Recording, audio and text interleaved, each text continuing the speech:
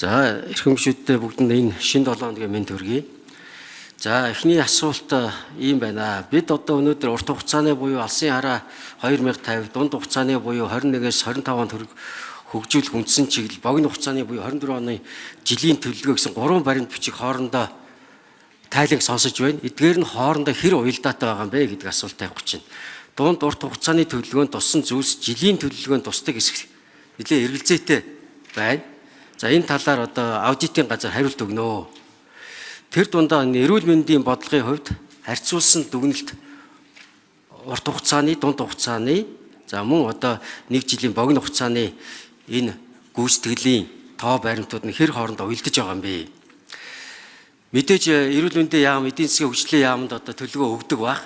Тэгвэл би бас эрүүл мэндийн яамныхнаас асуумаар байна. 24 оны ажлын төлөвлөгөөнд оруулсан хичнээн үзүүлэлтүүд эдийн засгийн хөгжлийн яамнаас хасагдсан юм бэ. Энийг эрүүл мэндийн яам, эдийн засгийн хөгжлийн яам хоёр тус тусдаа хариулж өгнө. Тухайлх юм бол бид 2050 алсын хараанда Монгол хүний дундаж насыг 82 болгоно гэж байгаа шүү дээ. 82 болгоё. Хүн амын өсөлтөө нэг 5 сая болгочихё гэж.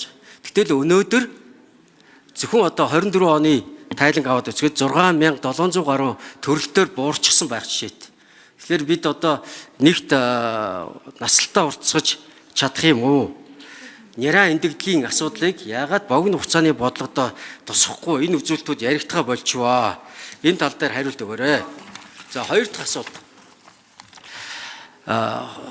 Улсын их хурл 2 дахь удаа сонгогдлоо. Төр хороог ахалж ажиллаж үзлээ. Нийтийн хяналтын сонсголыг ахалж ажиллалаа.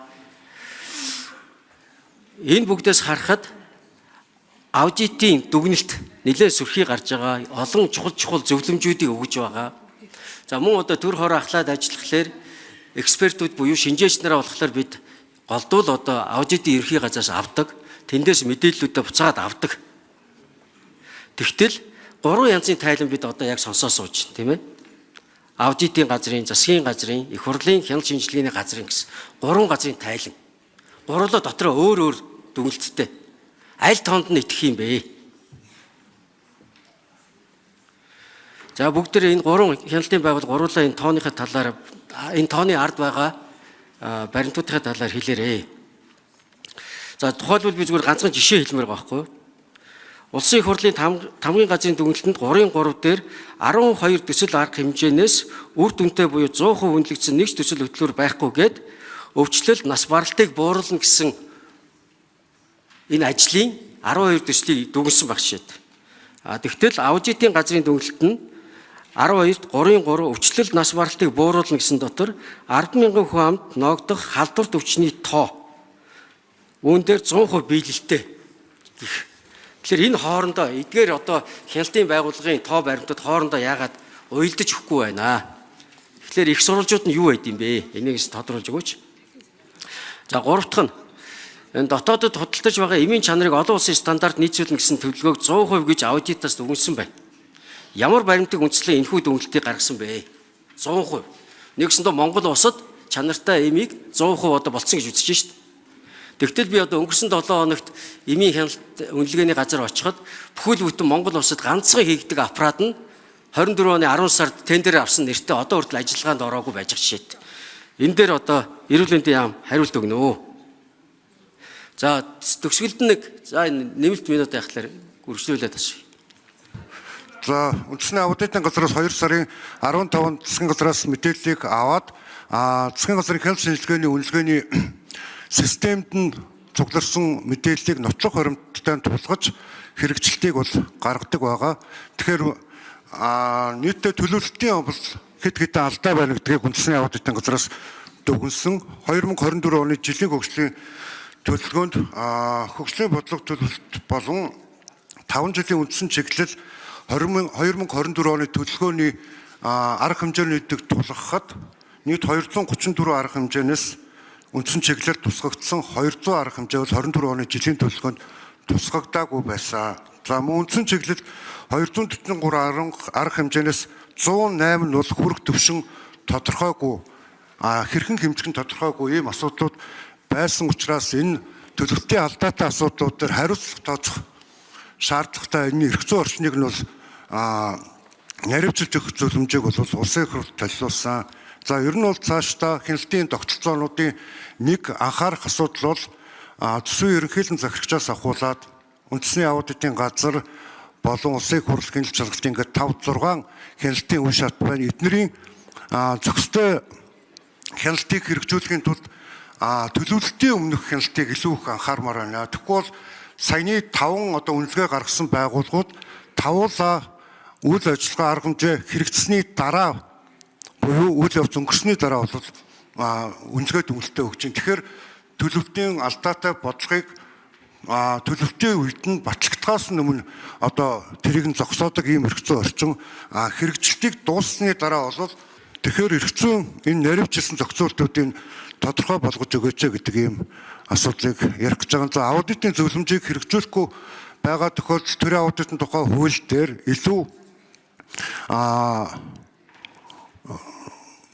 сахилгын шийдвэрлүүдийг болон ямар арга хэмжээг хэрэгжүүлээгүй ямар кейс дээр ямар арга хэмжээ авах юм бэ гэдгийг нь бол эрх зүйн зохицуултын нарийн тодорхой болгож өгөх шаардлага байна гэдэг ийм дүгнэлтүүдийг бол аудитын байгууллагаас хийсэн байгаа. За тэр Чимбэрэн гишүүний түрүүний асуусан эмийн хангамж чанар хангалттай түвшинд хүртсэн болоод 100 гэж үнснэ гэдэг дээр бол тухайн онд 2024 оны жилийн төлөвлөгөөн дээр эмийн чанарын хяналтыг хэрэгжүүлэх системийг бий болгоно гэдэг дотор нь дэд арга хэмжээ байсан. Тэр системийг бол бий болгоцсон байсан учраас тухайн арга хэмжээг нь хэрэгжсэн гэж бол үндэсний аудитын газраас үзсэн. Түүнээс бүхэлдэн төр зорилтыг бол 100% хэрэгжсэн гэж үнэлээг байгаа шүү гэдэг хэлье. Тэгэхээр Чимбэрэн гишүүний хэлж байгаа тэр 3 төрлийн бичиг баримтан дээр бид нар дүн шинжилгээ хийгээд хилцүүлгээ хийж байгаа гэдгээ бид нар яаж мартаж болохгүй. 5 жилийн өмнөх одоо үндсэн чиглэлийн төлөвлөлтийг бол тухайн үеийн агентлаг хийсэн гэж би ойлгож байгаа. Баталсан нь бол тухайн үеийн их хурл баталсан гэж ойлгож байгаа. Энэ үед бол эдийн засаг хөгжлийн яам бол байгаагүй гэдгийг одоо энд байгаа бүх гишүүд мэдж байгаа байх. Тийм учраас аудит бол тухайн үеийн төлөвлөлтөн дээр тухайн яам алдаа гаргасан энэ төр гэж ингэж худлаа ярихаа болох хэрэгтэй. Мэдээж 5 жилийн төлөвлөлтөнд орсон арга хэмжээ үндсэн чиглэл тусгацсан ажлуудыг тодорхой хугацааны дараа хайж орхигдуулдаг юм байна.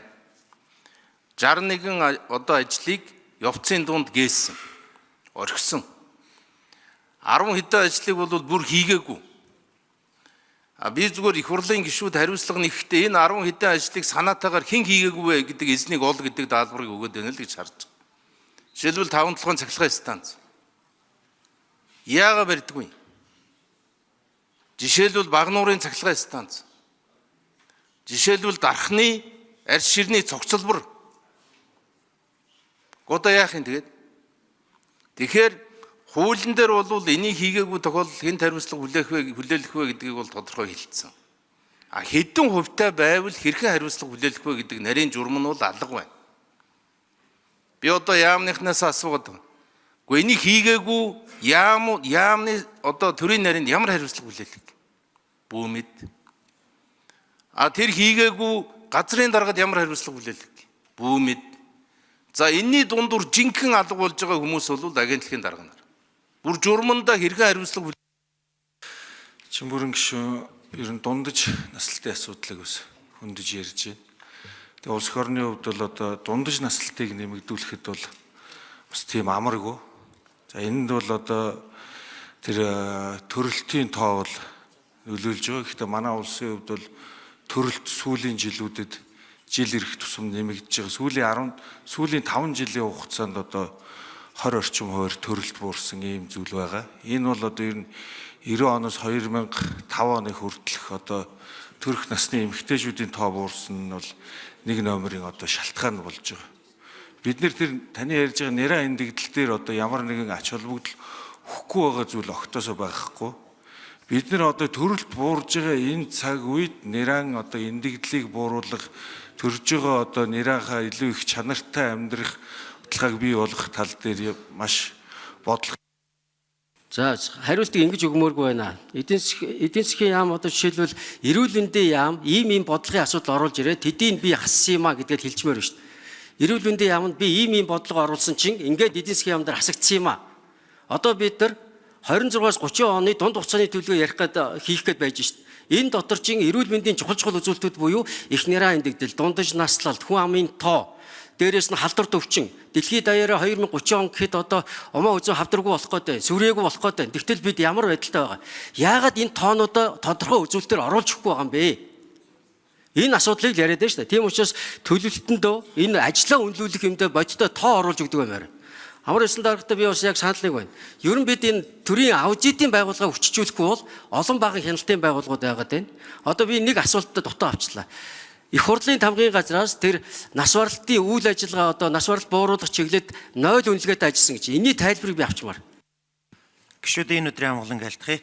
Чимбүрэн гишүүний асуултанд хариулъя. 2024 оны хөгжлийн төлөвлөлтийн 3-3-т өвчлөл нас баралтыг бууруулна гэдэг энэ зорилтыг бол засгийн газрын өөрийн хийж оруулж ирсэн үнэлгээг тэг болгож бууруулсан шалтгаан нь энэ зорилт маань өөрөө зүрх судасны өвчин, хорт хавдар, чихрийн шижин болон амьсгалын замын архаг өвчний шалтгаанд нас баралтын төвшин 10,000 хүн тутамд 32 байгааг зорилт төвшнгөөр 26 болж бууруулна гэдэг ийм зорилтыг тавьсан.